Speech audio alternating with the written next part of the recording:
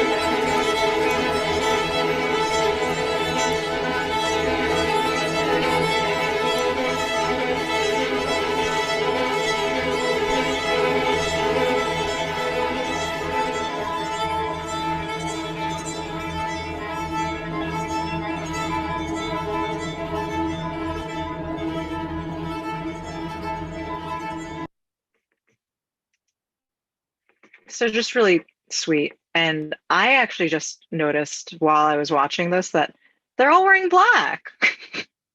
I love that. I love that they have performances at home. That, I mean, that is just the coolest thing. And talk about latency. Oh my gosh. You know, I can only imagine with this piece that it's just the more latency, the better, the more it adds to the effect. Really leaning into this moment we find ourselves in. I think so. I like it. I like it a lot. It was a beautiful performance by those kids. It was Pioneer High School, right?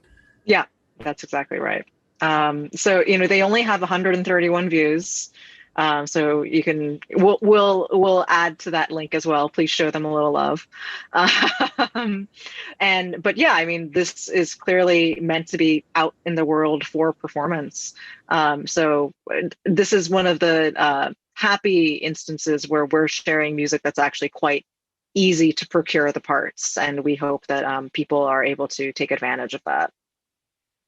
Absolutely. And you know, one last thing that I want to add about it that I just love, the background sounds that you hear that aren't the actual instrument playing, those are field recordings from the Seven Seas Beach and Fajardo and in Puerto Rico.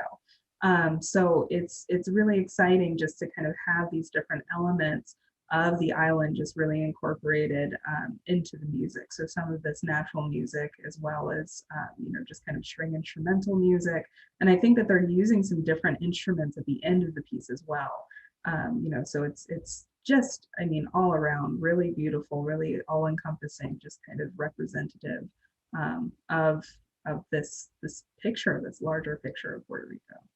Yeah. And I think in so many ways it kind of encapsulates this moment that we're finding ourselves in.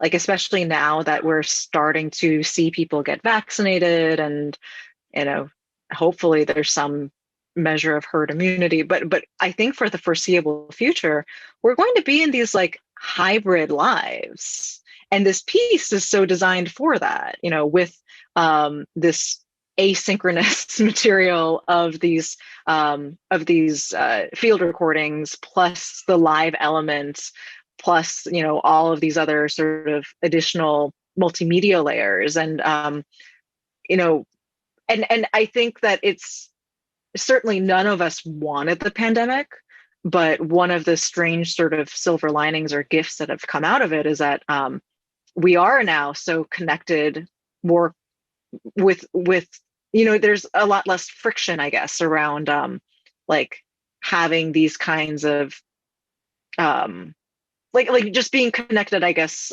across vaster distances because I mean Sarah and I are only a borough away from each other but we're still in this Zoom format instead so you know like it's just in that way it's sort of weirdly opened up doors for different kinds of collaborations and connections to be made.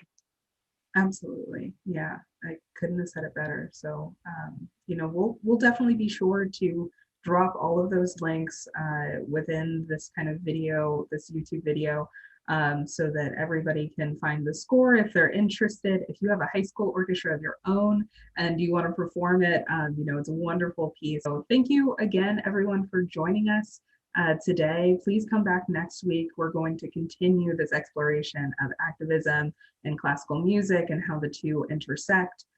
Please hit the like and subscribe button. We're so happy that you're here and we hope that you'll come back and drop us a comment if you have any questions or suggestions or just want to you know, be a part of the TDU universe.